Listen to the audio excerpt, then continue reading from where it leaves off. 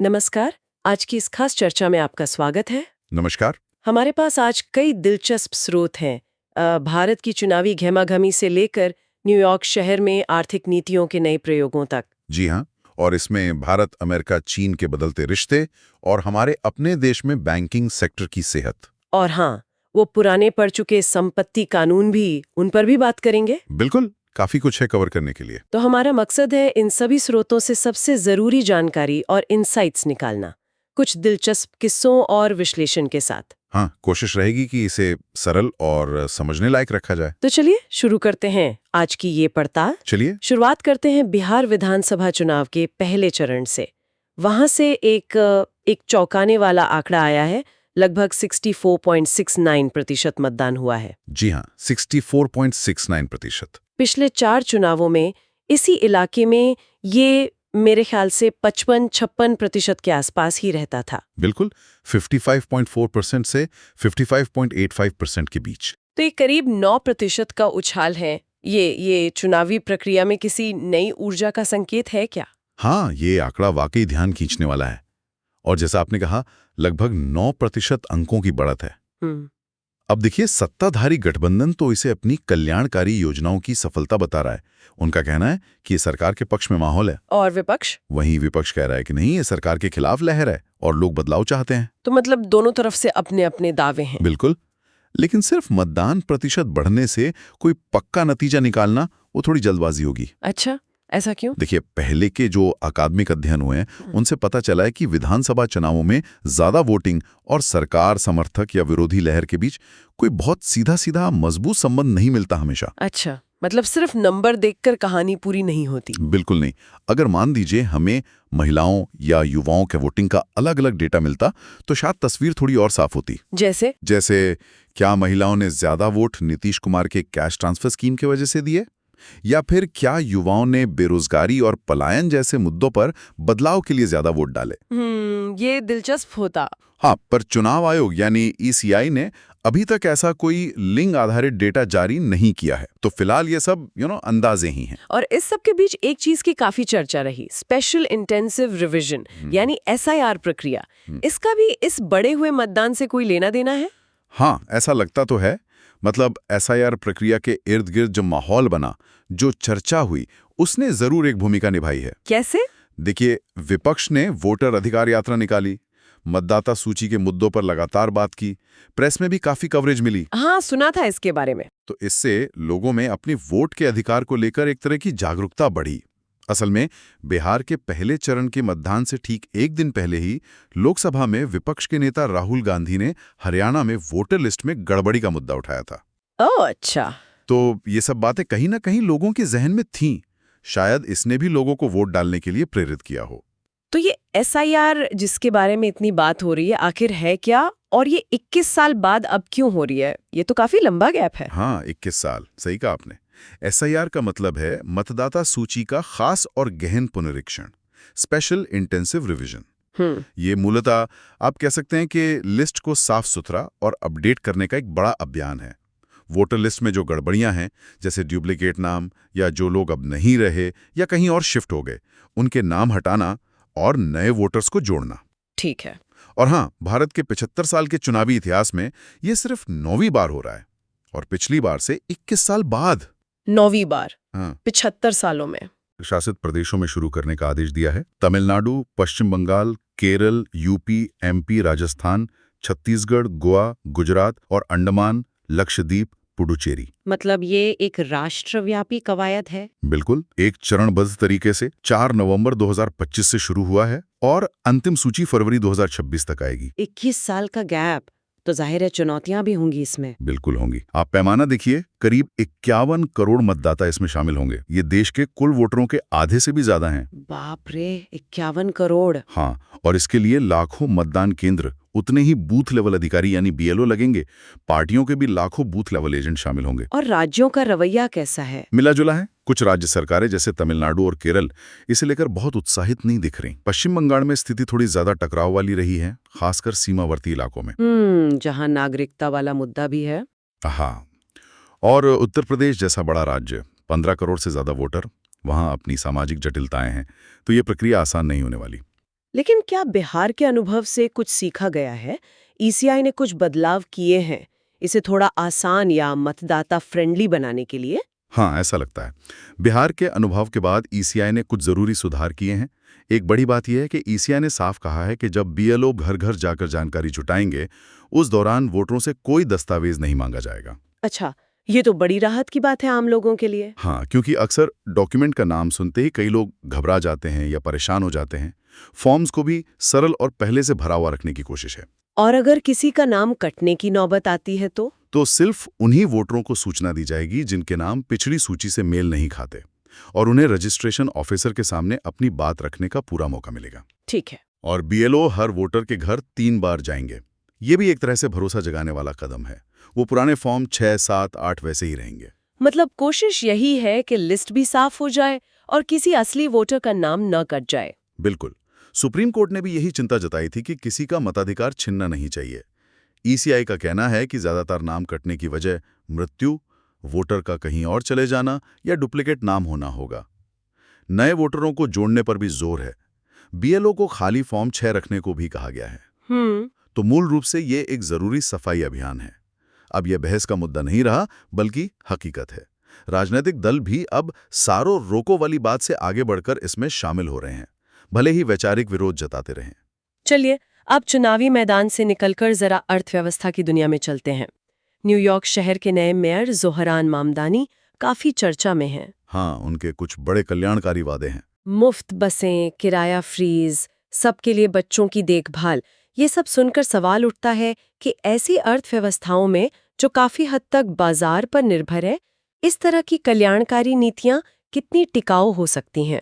ये बहुत अहम सवाल है। देखिए, कल्याणकारी नीतियों का आकर्षण साफ है। वो जल्दी असर दिखाती हैं, लोगों को सीधे फायदा पहुंचता दिखता है। जैसे मुफ्त बस से मजदूर काम पर पहुंच गया, या चाइल्ड केयर से मां काम पर जा सकी। हाँ, तुरंत राहत मिलती है। बिल्कुल। लेकिन इनकी अपनी सीमाएं भी हैं और जोखिम भी। अक्सर देखा गया है कि जब चीजें मुफ्त या बहुत सस्ती कर दी जाती हैं, तो उनकी क्वालिटी गिर जाती है। सिस्टम में अक्षमताएं आ जाती हैं। अक्षमताएं मतलब? Dead weight loss. हाँ, जैसे अर्थशास्त्री कहते हैं डेड वेट लॉसेस। और जब आप चीजों की कीमत लागत से भी कम कर देते हैं, तो काला बाजारी भी पनप सकती है। उदाहरण के तौर पर, जैसे मुफ्त बसें चल गईं, लेकिन पता चला कि उनकी संख्या कम हो गई, या उनका रखरखाव ठीक से नहीं हो रहा, या किराया फ्रीज कर दिया, तो मौजूदा किराएदारों को तो फायदा हुआ, पर नए मकान बनाने वाले हतोत्साहित हो गए, जिससे लंबी अवधि में मकानों की कमी हो गई। हाँ, ये संतुलन बनाना हमेशा मुश्किल होता है। एक तरफ लोगों की जरूरतें, दूसरी तरफ बाजार की हकीकत। बिल्कुल। यहाँ 2 बड़े विचार आमने सामने आते हैं। एक तरफ है जॉन रॉल्स, जो कहते हैं कि समाज को उसके सबसे कमजोर तबके की स्थिति से आंकना चाहिए, वंचितों का ध्यान रखना। हाँ, और दूसरी तरफ है विल्फ्रेडो परेटो, जिनका जोर दक्षता पर है, कि संसाधनों का इस्तेमाल कितना कुशल है, बर्बादी तो नहीं हो रही। ठीक है। एक अर्थशास्त्री हुए कार्ल पोलानी, उन्होंने इसे डबल मूवमेंट या दोहरा आंदोलन कहा था। मतलब जब बाजार बहुत ज्यादा हावी हो जाता है, तो सामाजिक सुरक्षा की मांग उठती है, और जब सामाजिक सुरक्षा बहुत सख्त हो जाती है, तो उदारीकरण की मांग उठती है। अच्छा, ये तो एक चक्र जैसा है। हाँ, इतिहास में इसके उदाहरण भरे पड़े हैं। जर्मनी में बिस्मार्क का सामाजिक बीमा दूसरे विश्व युद्ध के बाद यूरोप में कल्याणकारी राज्य बने। फिर 80 के दशक में थाचर रीगन का दौर आया, जिन्होंने उदारीकरण पर जोर दिया। और भारत में? भारत में भी हमने ये देखा है। पहले पीडीएस, एनआरईजी जैसी योजनाएं थी, फिर डीबीटी यानी डायरेक्ट बेनिफिट ट्रांसफर और जीएसटी जैसे सुधार आए। तो ये संतुलन लगातार बदलता रहता है। तो क्या कोई बीच का रास्ता है? ये जो ज़ोहरान मामदानी जैसा मॉडल है, ये टिकाऊ कैसे बन सकता है? देखिए, शायद रास्ता रॉल्स और पेरेटो के बीच किसी एक को चुनने का नहीं है, बल्कि उनके बीच एक तरह का थर्मोस्टैट बनाने का है। थर्मोस्टैट मतलब एक ऐसा सिस्टम जो जरूरत या संकट के समय रॉल्स की तरफ झुके, यानी सामाजिक सुरक्षा पर ज्यादा ध्यान दे, और जब अर्थव्यवस्था में क्षमता बढ़े, हालात सुधरें, तो पेरेटो की तरफ झुके, यानी दक्षता और बाजार पर ज्यादा ध्यान दे। संक्षेप में कहें तो कल्याणवाद को वित्तीय रूप से ईमानदार और सूक्ष्म आर्थिक रूप से सावधान बनाना होगा। सुनने में तो अच्छा लग रहा है, पर ये होगा कैसे? कुछ ठोस कदम? हाँ, कुछ सुझाव दिए गए हैं, जैसे सीधे चीजें या सेवाएं मुफ्त करने के बजाय उनके नतीजों को सब्सिडी देना। उदाहरण? मान लीजिए बस सेवा, तो बस कंपनी को सिर्फ बसें चलाने के पैसे न देकर, बल्कि समय पर चलने, किलोमीटर कवर करने और पीक आवर्स में कितनी सीटें उपलब्ध हैं, इसके आधार पर भुगतान करना। अच्छा, परफॉर्मेंस बेस्ड। बिल्कुल। किराया नियंत्रण भी अगर करना है तो बहुत सोच समझकर चुनिंदा तरीके से। मूल्य नियंत्रण के बजाय जरूरत आधारित वाउचर इस्तेमाल करना जो संकट के समय अपने आप बढ़ जाएं। और नकद या ई वाउचर देने के साथ साथ अच्छी क्वालिटी वाले सार्वजनिक विकल्प भी मौजूद रखना जरूरी है और उनकी क्वालिटी पर लगातार नजर रखना। ओपन डेटा ऑडिट प्रकाशित करना। इसमें प्राइवेट सेक्टर या सामाजिक संस्थाओं की भी कोई भूमिका हो सकती है? हाँ बिल्कुल, बल्कि बहुत अहम भूमिका। मिशन पर चलने वाली फर्में और सामाजिक सोच वाले उद्यमी इसमें बहुत मदद कर सकते हैं। वे सरकार जो रोल्सन सोच रखती है और बाजार जो परेटो दक्षता पर चलता है के बीच एक पुल का काम कर सकते हैं। भारत में कोई उदाहरण? भारत में ही देखिए, अरविंद आई केयर या एलवी प्रसाद आई इंस्टीट्यूट, ये बेहतरीन उदाहरण है। ये दिखाते हैं कि कैसे क्रॉस सब्सिडी मॉडल, यानी जो भुगतान कर सकते हैं उनसे ज्यादा पैसे लेकर गरीबों का मुफ्त या बहुत कम कीमत पर इलाज करना बड़े पैमाने पर अच्छी क्वालिटी की सेवा दे सकता है। ये दान नहीं, ये एक स्मार्ट बिजनेस मॉडल डिजाइन है। और सबसे बड़ा सवाल, पैसे का इंतजाम।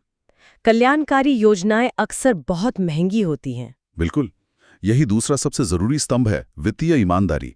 कल्याणकारी योजनाएं सिर्फ गलत कीमत तय करने या खराब डिजाइन से नहीं, बल्कि पैसे की कमी से भी फेल होती हैं। गुम आमदनी जैसे वादों की लागत कितनी होगी, ये बिल्कुल पारदर्शी तरीके से बताया जाना चाहिए और इन खर्चों को विकास के उपायों से जुड़ा जाना चाहिए। जैसे उत्पादकता बढ़ाने के लिए इंडस्ट्री के साथ समझौते करना, लागत कम करने के लिए नियमों को सरल बनाना और क्षमता बढ़ाने में निवेश करना, जैसे नए बस डिपो बनाना और बसें खरीदना, चाइल्ड केयर सेंटर खोलना, नए घर बनाना। ठीक है। आखिर में ये सिर्फ तकनीक या पैसे का मामला नहीं है, ये सम्मान का भी है। जो लोग इन सेवाओं का इस्तेमाल करते हैं उन्हें ग्राहक की तरह मानना, उनकी शिकायतों का निवारण करना और जो आपूर्ति करता है उन्हें भागीदार मानना जिनकी कुछ जिम्मेदारियां हैं। मतलब एक अनुशासित कल्याणवाद। हाँ, डिजाइन द्वारा अनुशासित कल्याणवाद। आर्थिक इतिहास हमें दयालुता और क्षमता के बीच चयन करने के लिए मजबूर नहीं करता, वो हमें सही क्रम सिखाता है। संकट में रॉल्सियन बने, क्षमता बढ़ने पर पेरेटो की ओर झुकें। अगर मामदानी मॉडल को टिकाऊ बनना है तो उसे इसी रास्ते पर चलना होगा। ये तो हुई न्यूयॉर्क की बात और कल्याणकारी मॉडल की। अब इसे भारत के आर्थिक संदर्भ से जोड़ते हैं।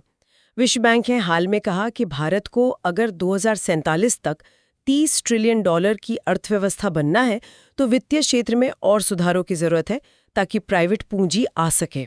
जी हाँ, ये लक्ष्य बड़ा है और इसके लिए पूंजी की जरूरत होगी। इस पृष्ठभूमि में भारतीय रिजर्व बैंक यानी आरबीआई के गवर्नर भारतीय बैंकिंग सेक्टर को इस वक्त कैसे देख रहे हैं?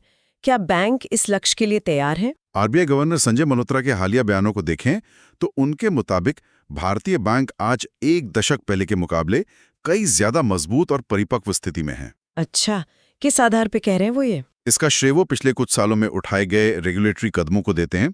उन्होंने एक फॉर्मूला बताया, पहचानो, समाधान करो और पुनर्पूंजीकरण करो। रिकॉग्नाइज, रिजॉल्व और रिकैपिटलाइज। आंकड़ों की बात करें तो बैंकों का लोन और जमा दोनों करीब 3 गुना बढ़े हैं। हाँ, पिछले दशक में। बैंकों के पास पूंजी का बफर भी मजबूत हुआ है। कैपिटल बफर मतलब CRAR? हाँ, capital to risk weighted assets ratio, जो बैंकों की जोखिम झेलने की क्षमता दिखाता है जी। वो मार्च 2015 में 13.5% था। हाँ। जो मार्च 2025 में बढ़कर 17.5% हो गया है। हाँ। ये काफी अच्छा स्तर है। और फंसे हुए कर्जे यानी NPS का क्या? वो तो एक बड़ी समस्या थी कुछ साल पहले। उसमें भी बहुत बड़ा सुधार हुआ है। ग्रॉस नॉन परफॉर्मिंग एसेट्स यानी कुल फंसा हुआ कर्जा। हाँ। मार्च 2018 में 11.2% के अपने चरम पर था। हाँ, वो तो बहुत ज्यादा था। वो अब घटकर मार्च 2025 में अनुमानित 2.3% पर आ गया है। हाँ। ये बहुत बड़ा सुधार है। साथ ही बैंकों का मुनाफा भी काफी बड़ा है। रिटर्न ऑन एसेट्स वित्त वर्ष 2018 में नेगेटिव -0.24% था। हाँ। जो वित्त वर्ष 2025 में बढ़कर 1.37% हो गया है। तो मतलब बैंक अब पहले से काफी बेहतर स्थिति में है, सेहत अच्छी है। जी हाँ, गवर्नर का यही कहना है कि बैंक अब मजबूत हैं, उन पर निगरानी भी ज्यादा सतर्क है, इसलिए अब विवेकपूर्ण नियमों को भी समय के साथ विकसित होना चाहिए, बदलना चाहिए। इसका कोई उदाहरण दिया उन्होंने? हाँ, उन्होंने अधिग्रहण के लिए फाइनेंसिंग का उदाहरण दिया। अभी इस पर बैंकों के लिए कुछ प्रतिबंध हैं। गवर्नर ने इसका समर्थन किया कि इसे हटाया जाए, बेशक उचित सुरक्षा उपायों के साथ। सुरक्षा उपाय जैसे कि डील वैल्यू का कितना प्रतिशत बैंक फाइनेंस कर सकता है, शायद 70% तक, या लोन और इक्विटी का अनुपात क्या हो, ऐसी सीमाएं लगाकर। उनका मानना है कि इससे असल अर्थव्यवस्था को, कंपनियों को विलय और अधिग्रहण के जरिए बढ़ने में मदद मिलेगी। और ये विश्व बैंक वाली बात से जुड़ता है। बिल्कुल, विश्व बैंक भी यही कह रहा है। फिर विकास के लिए निजी पूंजी जुटाने के रास्ते खोलने होंगे और उसके लिए वित्तीय क्षेत्र में सुधार जरूरी हैं। तो बैंकों का मजबूत होना और नियमों का थोड़ा लचीला होना, ये दोनों चीजें उस दिशा में कदम हैं। चलिए अब थोड़ा अंतर्राष्ट्रीय रिश्तों और रक्षा क्षेत्र की तरफ मुड़ते हैं।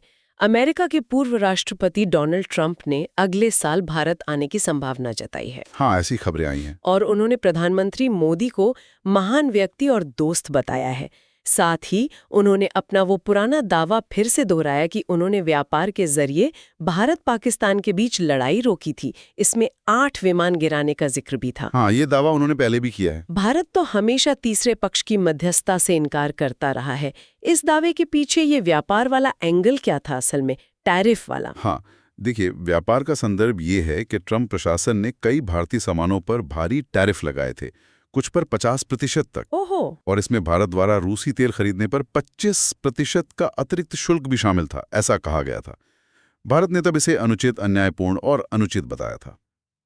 दिलचस्प बात यह है कि ट्रंप ने अपने हालिया बयान में ये भी दावा किया कि पीएम मोदी ने उनकी बात मानकर रूस से तेल खरीदना काफी हद तक बंद कर दिया था। अच्छा। जबकि आंकड़े शायद कुछ और दिखाते हों। खैर, इन बयानों के बीच ये खबर भी है कि भारत अगले साल क्वाड शिखर सम्मेलन की मेजबानी करेगा। हाँ, क्वाड यानी भारत, अमेरिका, जापान और ऑस्ट्रेलिया। जी, उसकी तारीखें अभी तय नहीं हुई हैं, पर ये एक महत्वपूर्ण डेवलपमेंट है। और इसका रक्षा सौदों से भी कोई कनेक्शन दिख रहा है?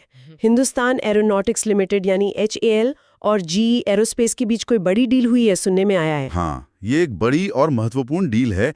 HAL ने अमेरिका की बड़ी रक्षा कंपनी GE एरोस्पेस के साथ करीब $1 बिलियन का सौदा पक्का किया है। $1 बिलियन? ये किस लिए है? ये सौदा भारत के अपने हल्के लड़ाकू विमान तेजस MK-1A के लिए 113 जेट इंजन खरीदने के लिए है। ये F404-GE-N20 इंजन है। अच्छा, तेजस के लिए इंजन। जी, इनकी डिलीवरी 2027 से शुरू होकर 2032 तक पूरी होनी है।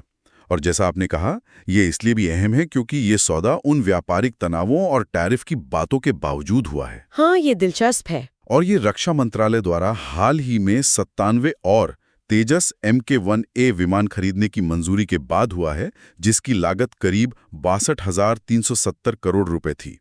तो ये भारत के स्वदेशी रक्षा कार्यक्रम के लिए एक बड़ा कदम है। भारत अपनी रक्षा क्षमता बढ़ा रहा है। दूसरी तरफ पूर्व में देखें तो चीन ने भी अपनी नौसैनिक ताकत का एक बड़ा प्रदर्शन किया है। एक नया एयरक्राफ्ट कैरियर लॉन्च किया है उन्होंने। हाँ, चीन ने अपना तीसरा विमान वाहक पोत, जिसका नाम पुजियान है, उसे कमीशन कर दिया है। मतलब वो अब चीनी नौसेना में शामिल हो गया है। तीसरा एयरक्राफ्ट कैरियर? जी, और इस मौके पर राष्ट्रपति शी जिनपिंग खुद मौजूद थे। ये चीन का पहला ऐसा कैरियर है जिसे पूरी तरह से चीन ने खुद डिजाइन और तैयार किया है। पहले वाले या तो खरीदे हुए थे या पुराने डिजाइन पर आधारित थे। तो ये चीन के लिए एक बड़ी उपलब्धि है। बिल्कुल, ये शी जिनपिंग के सेना के आधुनिकीकरण के बड़े लक्ष्य का एक प्रमुख उदाहरण है। उनका लक्ष्य है 2035 तक एक आधुनिक सेना बनाना और सदी के मध्य तक यानी 2050 के आसपास एक विश्व स्तरीय सेना बनाना। इस नए कैरियर फुजियान में क्या खास बात है? पिछले वालों से अलग कैसे है ये? इसमें सबसे खास बात है इसका एयरक्राफ्ट लॉन्च सिस्टम। फुजियान पुराने चीनी कैरियर लियोनिंग और शिडोंग की तरह स्की जंप रैंप का इस्तेमाल नहीं करता। अच्छा, वो जो ऊपर उठा हुआ रैंप होता है। हाँ, उसकी बजाय फुजियान में इलेक्ट्रोमैग्नेटिक लॉन्च सिस्टम EMALs लगा है। यानी ये बिजली की ताकत से विमानों को कैटापुल्ट करके लॉन्च करता है। ये तो अमेरिका के नए कैरियर्स जैसा है। बिल्कुल, ये तकनीक अमेरिका के सबसे नए फोर्ड क्लास कैरियर जैसी है। इसके कई फायदे हैं। क्या फायदे हैं? इससे विमान और जहाज के ढांचे पर कम दबाव पड़ता है, लॉन्च की गति पर ज्यादा सटीक नियंत्रण रहता है और ये ज्यादा भारी और कई तरह के विमान लॉन्च कर सकता है, जैसे बड़े निगरानी विमान या ड्रोन। तो चीन की नौसैनिक क्षमता इससे काफी बढ़ जाएगी। निश्चित रूप से। चीन का लक्ष्य है कि वो अपने आसपास के समुद्र पर, जिसे वो फर्स्ट आइलैंड चेन कहते हैं, मतलब जापान, ताइवान, फिलीपींस वाली रेखा, उस पर अपना दबदबा बनाए और प्रशांत महासागर में और दूर तक यानी सेकंड आइलैंड चेन तक, जहां गुआम में अमेरिका के महत्वपूर्ण ठिकाने हैं, वहां तक अपनी पहुंच बढ़ाए और अमेरिकी नौसेना को चुनौती दे सके। फुजियान उस दिशा में एक बड़ा कदम है। लेकिन अमेरिका के पास तो ज्यादा कैरियर है। हाँ, ये भी ध्यान रखना जरूरी है। चीन के पास अब 3 कैरियर हैं और तीनों पारंपरिक ईंधन से चलते हैं, जबकि अमेरिका के पास 11 न्यूक्लियर पावर्ड कैरियर हैं जिनकी रेंज और क्षमता कहीं ज्यादा है। तो अभी फासला काफी है, लेकिन चीन तेजी से आगे बढ़ रहा है। चलिए अब आखिर में चर्चा को वापस भारत के एक अहम घरेलू मुद्दे पर लाते हैं। सुप्रीम कोर्ट ने हाल ही में संपत्ति के खरीदने बेचने की प्रक्रिया पर एक कड़ी टिप्पणी की है। जी हाँ, उन्होंने इसे काफी दर्दनाक, ट्रॉमेटिक अनुभव बताया है। दर्दनाक, ये तो काफी सख्त शब्द है। और उन्होंने कहा कि देश में 66% सिविल मुकदमे प्रॉपर्टी विवादों से ही जुड़े हैं। हाँ, 66%। ये आंकड़ा वाकई चौंकाने वाला है और दिखाता है कि समस्या कितनी बड़ी और व्यापक है। बिल्कुल। इसीलिए कोर्ट ने विधि आयोग यानी लॉ कमीशन को निर्देश दिया है कि वो हमारे सदियों पुराने औपनिवेशिक काल के कानूनों को देखें। कौन से कानून? मुख्य रूप से 3 कानून हैं: संपत्ति हस्तांतरण अधिनियम 1882, पंजीकरण अधिनियम 1908 और स्टैंप अधिनियम 1899। कोर्ट का कहना है कि इन कानूनों को आज की जरूरतों और आज की तकनीक के हिसाब से बदलने की या कहीं की पुनर्गठित करने की जरूरत है। 1882, 1908, 1899, ये तो वाकई बहुत पुराने कानून हैं। हाँ, 100 साल से भी ज्यादा पुराने। आखिर दिक्कतें क्या हैं इस पूरी प्रक्रिया में जो इसे इतना दर्दनाक बना देती हैं? दिक्कतें कई स्तरों पर हैं। सबसे आम है जाली दस्तावेज बनाना और इस्तेमाल करना, जमीनों पर अवैध कब्जा कर लेना। फिर सरकारी प्रक्रियाएं भी बहुत धीमी और जटिल हैं। जैसे प्रॉपर्टी के टाइटल का वेरिफिकेशन, इसमें बहुत समय लगता है। फिर प्रॉपर्टी खरीदने बेचने में बिचौलियों की भूमिका बहुत ज्यादा है, जो प्रक्रिया को और महंगा और अपारदर्शी बना देते हैं। और सरकारी दफ्तरों में सब रजिस्ट्रार ऑफिसों में लाल फीताशाही है, भ्रष्टाचार की शिकायतें भी आती हैं। यहां तक कि दस्तावेज के वेरिफिकेशन के लिए 2 गवाहों की जरूरत जैसी पुरानी प्रक्रियाएं आज भी कई जगह लागू हैं। हाँ, गवाह ढूंढना भी एक काम हो जाता है। बिल्कुल। और ऊपर से क्योंकि जमीन संविधान के तहत राज्यों का विषय है, तो नियम कायदे भी हर राज्य में थोड़े बहुत अलग-अलग हैं। इससे मामला और उलझ जाता है, खासकर अगर प्रॉपर्टी किसी दूसरे राज्य में हो। तो इस सब का समाधान क्या सुझाया है सुप्रीम कोर्ट ने? सिर्फ कानून बदलने से काम चल जाएगा? कोर्ट ने कानून बदलने की बात तो कही ही है, लेकिन उन्होंने एक और अहम सुझाव दिया है: टेक्नोलॉजी का इस्तेमाल। न्यायमूर्ति PS नरसिम्हा ने फैसले में कहा कि संपत्ति का अधिकार सिर्फ रखने का नहीं, बल्कि उसे आसानी से खरीदने, रखने और बेचने की आजादी में है। और ये प्रक्रिया जितनी कुशल और पारदर्शी होगी, वो देश की संस्थागत परिपक्वता को दर्शाएगी। कोर्ट ने केंद्र सरकार से आग्रह किया है कि वो संपत्ति पंजीकरण को पारदर्शी और आसान बनाने के लिए ब्लॉकचेन तकनीक अपनाने में नेतृत्व करे। ब्लॉकचेन? ये क्रिप्टो वाला ब्लॉकचेन? हाँ, वही टेक्नोलॉजी। ब्लॉकचेन यहाँ एक वैकल्पिक मॉडल पेश कर सकती है। कैसे मदद कर सकती है ये प्रॉपर्टी के मामले में? देखिए, ब्लॉकचेन एक तरह का डिस्ट्रीब्यूटेड डिजिटल बही खाता है। मतलब रिकॉर्ड कई जगह सुरक्षित रहता है। इसमें जमीन के मालिकाना हक, ओनरशिप, उसका पूरा इतिहास, हिस्ट्री, उस पे कोई देनदारी या भार इनकम्बरेंसेस है या नहीं, और सारे लेन देन ट्रांसफर्स का रिकॉर्ड दर्ज किया जा सकता है। और ये सुरक्षित होता है? हाँ, ये रिकॉर्ड क्रिप्टोग्राफिक से सुरक्षित होता है। इसे बदला नहीं जा सकता है, इम्यूटेबल। और हर एंट्री पर टाइम स्टैंप होता है। इससे धोखाधड़ी, जाली दस्तावेज और विवादों की गुंजाइश बहुत कम हो सकती है। पूरी प्रक्रिया ज्यादा पारदर्शी और तेज हो सकती है। यह तो वाकई एक बड़ा बदलाव ला सकता है अगर सही से लागू हो। हाँ, इसमें क्षमता तो बहुत है। बेशक इसे लागू करने में अपनी चुनौतियां होंगी, लेकिन ये भविष्य का रास्ता हो सकता है। तो आज हमने कई अहम पड़ावों को छुआ, बिहार के चुनावी रुझानों और उस राष्ट्रव्यापी SIR की बारीकियों से लेकर न्यूयॉर्क के कल्याणकारी मॉडल की पड़ताल की, भारत की आर्थिक उम्मीदों और बैंकिंग सेक्टर की सेहत को समझा। जी, और फिर हमने अमेरिका, भारत, चीन के बीच बदलती भू राजनीति, रक्षा सौदों को देखा, और आखिर में भारत में संपत्ति कानूनों में सुधार की इस जरूरी बहस पर भी बात की। हाँ, और इन अलग-अलग चर्चाओं में कुछ बातें बार-बार उभर कर आई है ना? बिल्कुल। जैसे लोकतांत्रिक प्रक्रियाओं का लगातार विकसित होना और उसमें सुधार की गुंजाइश हमेशा बनी रहती है। आर्थिक नीतियों में वो संतुलन साधने की चुनौती, लोक कल्याण और बाजार की कुशलता के बीच, चाहे वो न्यूयॉर्क हो या भारत। भू राजनीति, व्यापार और राष्ट्रीय सुरक्षा का आपस में कितना गहरा रिश्ता है, ये भी साफ दिखा।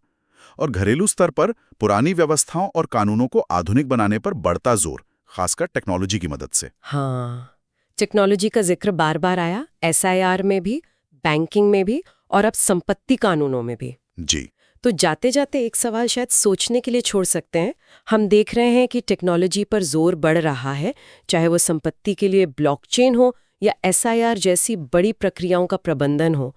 तो आने वाले सालों में टेक्नोलॉजी सिर्फ काम को आसान बनाने या दक्षता बढ़ाने से आगे बढ़कर शासन और अर्थव्यवस्था दोनों में विश्वास और लोगों की भागीदारी को कैसे एक नया रूप दे सकती है? ये बहुत महत्वपूर्ण सवाल है। टेक्नोलॉजी सिर्फ एक टूल नहीं है, ये पारदर्शिता और जवाबदेही भी ला सकती है, जिससे शायद सिस्टम पर भरोसा बढ़े। हाँ, ये सिर्फ प्रक्रिया सुधारने से कहीं ज्यादा गहरा असर डाल सकती है। खैर, आज की चर्चा यहीं समाप्त करते हैं। जुड़ने के लिए धन्यवाद। धन्यवाद।